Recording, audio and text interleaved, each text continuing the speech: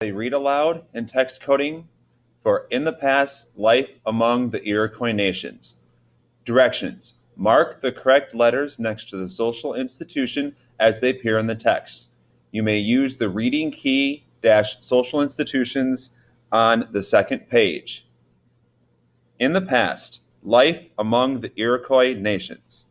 Long ago, 5 Native American tribes, the Mohawks, the Senecas, the Onondagas, the Oneidas, the Cayugas, were enemies who fought with each other all the time.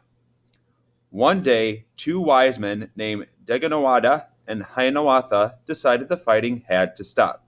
Deganawada said, "To war against each other is foolish and evil. Hunters are afraid to go into the forest. Fishermen are afraid to follow the streams. Women are afraid to work in the fields. Because of war, people are starving and suffering. War must end, and peace must be established for all peoples." The warriors of the 5 nations listened to Deganawada.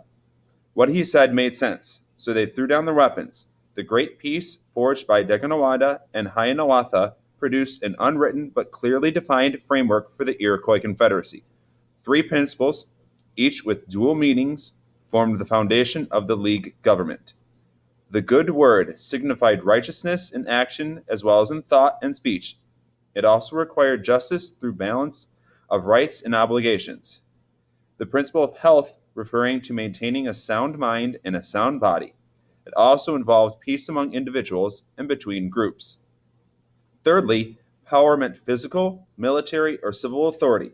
It also denoted spiritual power. The founders envisioned the resulting peace spreading beyond the original League members, so that eventually all people would live in cooperation.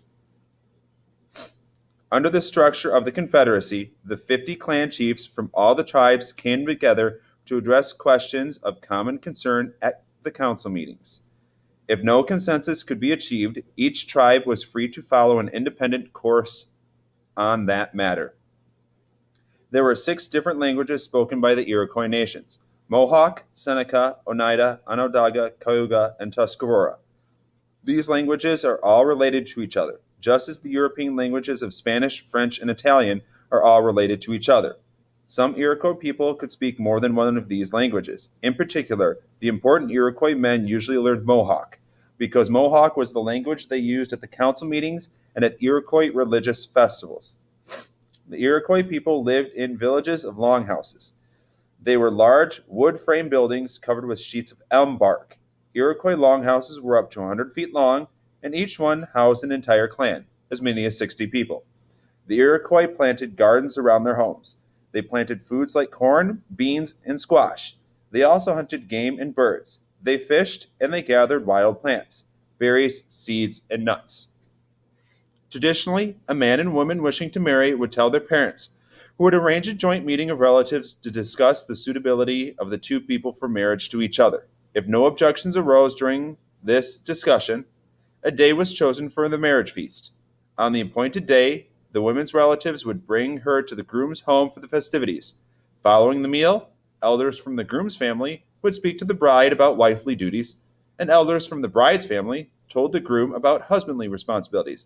Then the 2 began their new life together. Children were valued among the Iroquois. Because of the matrilineal or female-based society, daughters were somewhat more prized than sons.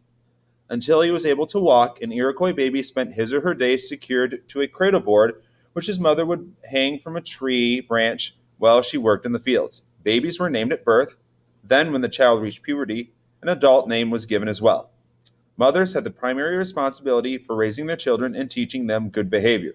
In keeping with the easygoing nature of the Iroquois society, children learned informally from their family and clan elders. Children were not spanked, but they might be punished by splashing water in their faces.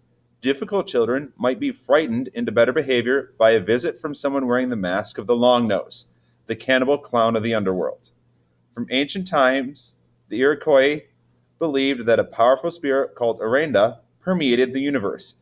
He created everything that is good and useful. The evil spirit made things that are poisonous, but the great spirit gained control of the world.